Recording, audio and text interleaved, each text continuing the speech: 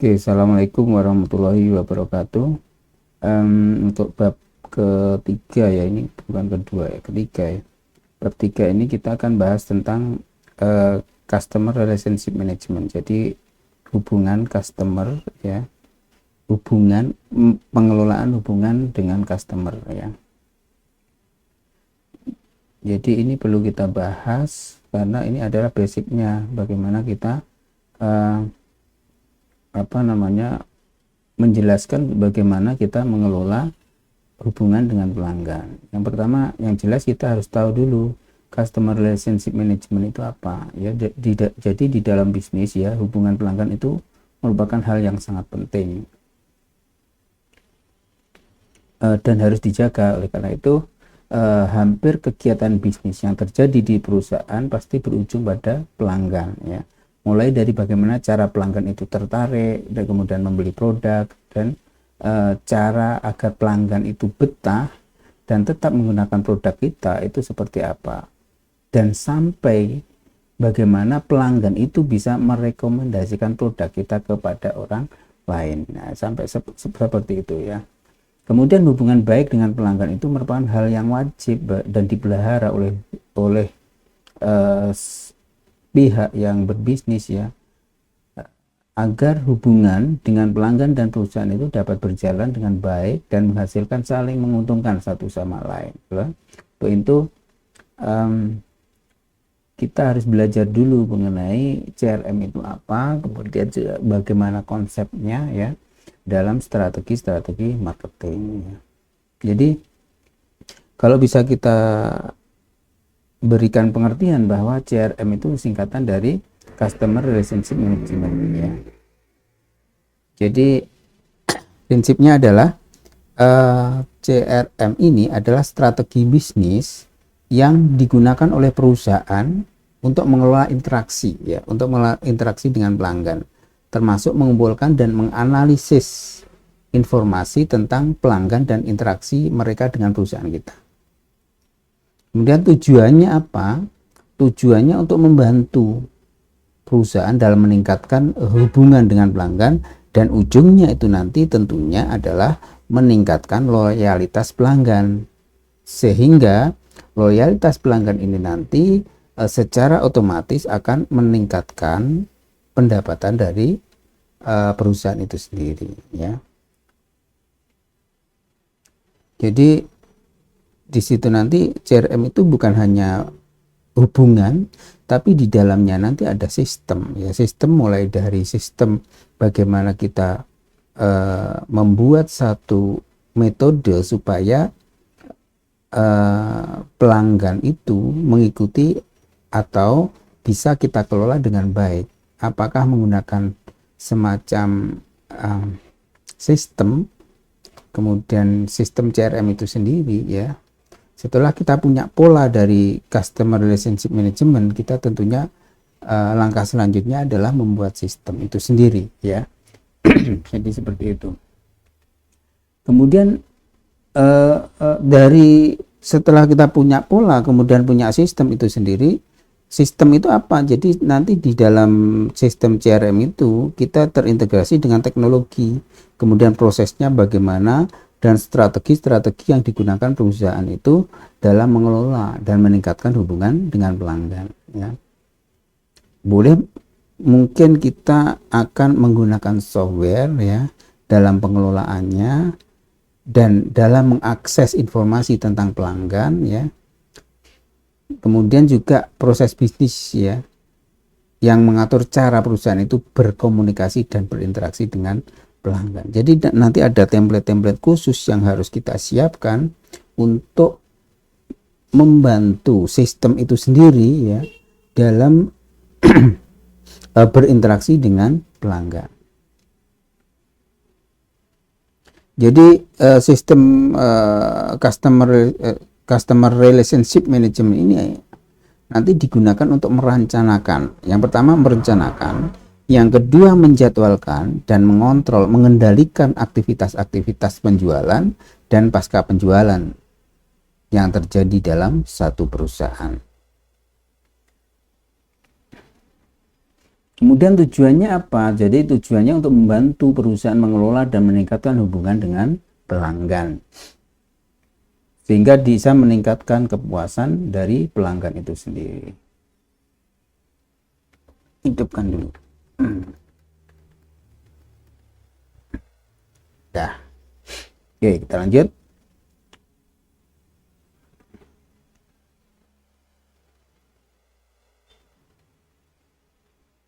Saya ulangi bahwa tujuan dari CRM itu sendiri adalah membantu perusahaan dalam mengelola, meningkatkan hubungan dengan pelanggan, sehingga dapat meningkatkan kepuasan pelanggan, sehingga meningkatkan pendapatan itu perusahaan itu sendiri. Jadi dalam CRM itu juga harus menggunakan teknologi, karena kita butuh kecepatan di sini nanti ya. Kecepatan mungkin konsepnya itu secara umum sama aja. Ketika kita mau meningkatkan loyalitas pelanggan, tentunya kita harus ada interaksi yang intensif, kemudian juga ada saling percaya satu sama lain. Nah, karena kita nanti berhubungan dengan banyaknya pelanggan yang mungkin kita tidak tahu berapa ratus, berapa ribu, bahkan berapa juta pelanggan. Nah, itu nanti harus menggunakan sistem dan yang diotomatisasi ya. Jadi ada teknologi yang ada di dalamnya, kemudian proses, kemudian strategi untuk mengumpulkan, menyimpan, menganalisis informasi tentang pelanggan dan interaksi mereka dengan perusahaan. Jadi tujuan akhirnya itu dengan adanya customer relationship management ini adalah memperoleh hubungan yang baik dengan pelanggan. Jadi nanti hasil akhirnya kita tahu peta-peta dari pelanggan kita itu seperti apa. Informasi-informasi yang kita butuhkan yang ada hubungannya dengan kebutuhan pelanggan, kemudian perilaku pelanggan, agar perusahaan terus dapat memperbaiki sistemnya, sistem operasionalnya, dan meningkatkan pelayanan mereka. Nah, ketika nanti kita sudah mengetahui perilaku atau perubahan perilaku dari customer yang kita pilih, yang kita klasifikasikan tadi, kita akan tahu strategi-strategi apa, kemudian produk-produk apa yang harus kita inovasi agar tetap bisa diterima oleh pelanggan-pelanggan kita tadi. Dengan begitu perusahaan dapat merencanakan strategi yang lebih baik ya, berdasarkan data-data dan informasi yang dikumpulkan oleh sistem itu sendiri. Jadi kunci suksesnya itu perlu garis bawahi bahwa kunci sukses dari sebuah bisnis adalah seberapa jauh kita memahami pelanggan dan memenuhi kebutuhan mereka.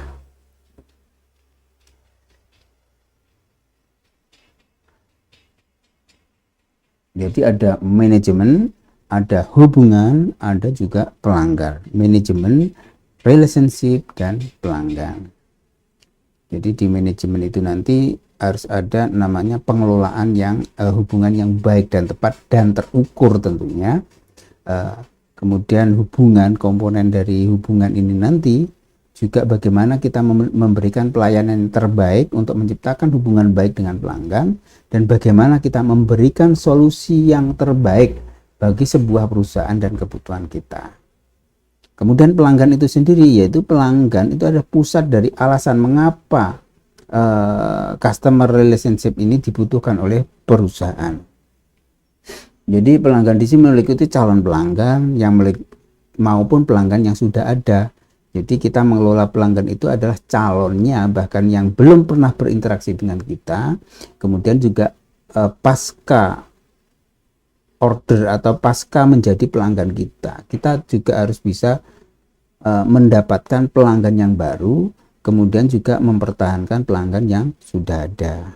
Jadi itu ada komponen-komponen CRM itu ada manajemen, kemudian juga ada customer, juga ada relationship, juga ada pelanggan. Nah, itu nanti kita coba memberikan beberapa teknik strategi secara praktis yang bisa kita gunakan secara langsung kepada usaha-usaha yang kita jalankan. Kemudian fungsinya dari CRM itu apa ya? Fungsinya membantu mempermudah perusahaan memantau aktivitas penjualan, mendapatkan informasi yang menyeluruh tentang perilaku-perilaku yang ada di masyarakat, di pelanggan itu perilakunya seperti apa. Kita tidak bisa menjalankan satu bisnis tanpa harus mengetahui dan tutup mata terhadap perubahan-perubahan perilaku yang ada di masyarakat. Hal ini juga agar perusahaan dapat memperbaiki sistemnya, operasionalnya, pelayanannya supaya memberikan pelayanan yang terbaik. Kemudian juga meningkatkan kualitas pelanggannya, loyalitas pelanggannya ya.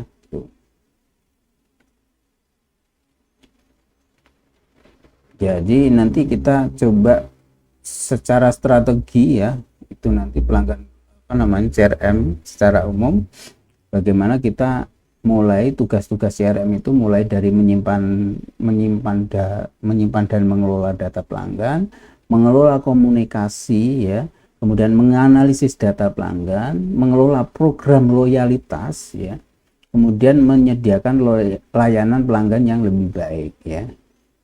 Jadi manfaatnya nanti bagi perusahaan bisa meningkatkan kepuasan pelanggan, meningkatkan loyalitas pelanggan, meningkatkan pendapatan perusahaan dan mengurangi kehilangan pelanggan yang tidak puas itu, kemudian efisiensi bisnis dan pemahaman tentang pelanggan, juga memudahkan penjualan ya.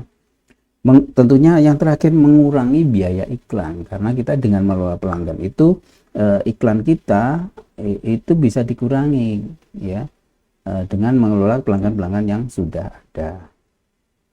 Nah, contohnya apa? Nanti kita bahas di slide selanjutnya. Kemudian yang berikutnya kita bahas masalah funneling. Funneling itu apa? Jadi funneling ya, itu adalah konsep strategi penjualan ya, yang mungkin sudah sering kita dengar ya, baik offline maupun online. Strategi. Jadi funneling di dunia marketing itu adalah salah satu teknik penjualan ya, pemasaran secara online. Dalam hari ini kita bicara masalah online ya, tapi bisa diterapkan sih dalam secara offline dan online. Tapi karena ada beberapa perkembangan teknologi yang sangat pesat, sehingga kita coba berorientasi pada teknik pemasaran secara online. Jadi yang bisa membantu dari segi menukar stranger menjadi customer. Dengan kata lain, para pebisnis atau pelaku usaha dapat mengkonversikan orang asing, orang awam, orang yang belum pernah mengerti apa tentang produk kita menjadi seorang konsumen. Nah, model seperti ini disebut pipeline atau funneling ya. Jadi tujuan teknik funneling itu adalah untuk lebih dulu mengumpulkan sebanyak mungkin calon customer. Hasil awal ini nanti dapat melihat menyaring siapa customer yang benar-benar minat terhadap produk-produk kita ya. Jadi tahapan-tahapan funneling itu kita bisa singkat namanya AIDA ya, awareness, interest, decision, dan action. Nah, tahapan apa? Awareness itu apa? Awareness itu kesadaran ya. Funnel yang teratas itu biasa disebut awareness, kesadaran. Kesadaran di sini adalah apakah orang-orang sudah mengerti ataukah sudah sadar terhadap produk yang akan kita tawarkan ya. Apakah mereka sudah pernah mendengar atau pernah mengetahui tentang bisnis yang kita lakukan, ataukah kesadaran termasuk manfaat apa yang bisa kita tawarkan kepada customer ya. Apakah kita tahu produk apa yang akan kita tawarkan. Nah, kita harus bisa mengkonsep ini, value-value yang sudah ada di dalam produk kita harus bisa memberikan penyadaran atau awareness kepada calon-calon customer, terutama customer yang awam terhadap produk kita ya. manfaatnya apa yang harus kita ceritakan pada customer kita. Kemudian kita harus tahu betul ya produk apa yang kita jual. Kemudian tentang keunggulan, keunikan produk kita itu apa. Tuh, jadi awareness itu dari sisi customer seperti itu. Kemudian juga kita harus bisa menggali semua potensi, semua yang bisa kita sampaikan kepada customer tentang value, proposisinya dari produk kita. Kemudian interest. Yang kedua interest, ketertarikan ya. Selanjutnya funnel yang kedua itu interest. Kata kunci pada tahapan ini adalah mengapa produk dan service kita itu bernilai untuk customer. Nah, tahapan ini dimulai dari menggiring dan mendatangkan calon customer yang tertarik dulu pada proses ya, dari sebuah lead atau sebuah tawaran yang kita atau pancingan yang sudah kita berikan ya, jadi yang belum mengenal menjadi kenal ya. Jadi ada satu tawaran yang mungkin nanti akan menggiring dari orang yang awam menjadi orang ingin tahu lebih dekat lagi ya. Jika Anda membangun awareness dan brand visible yang bagus, tentunya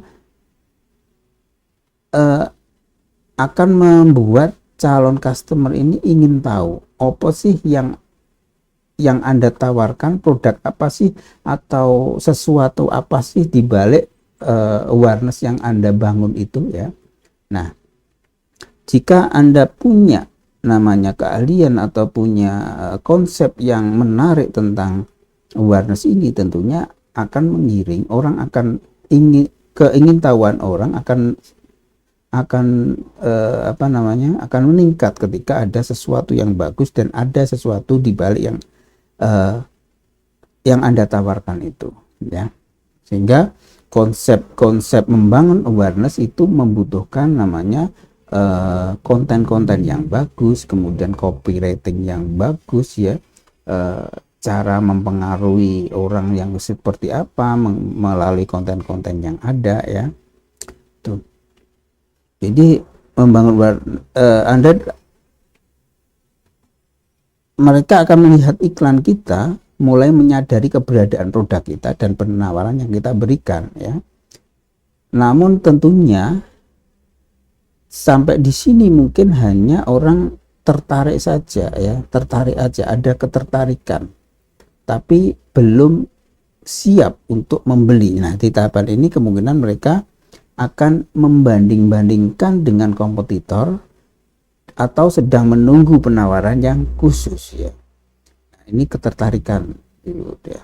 Kemudian yang ketiga itu adalah decision itu keputusan. Nah, pada tahapan ini prospek yang dituju itu mengarahkan keputusan audiens untuk membeli menggunakan mencoba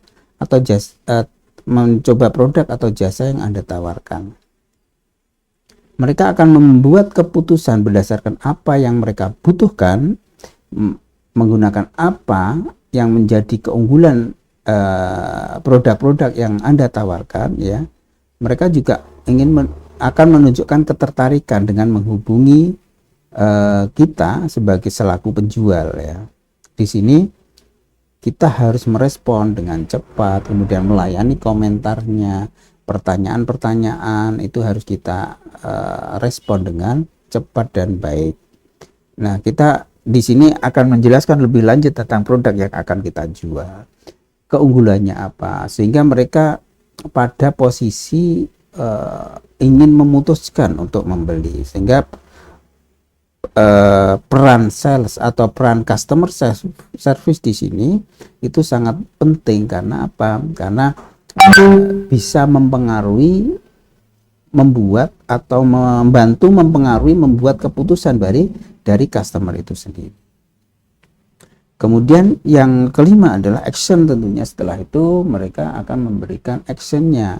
Di sini konsumen yang sudah memiliki minat yang pasti terhadap pelayanan Anda, mereka akan siap membeli.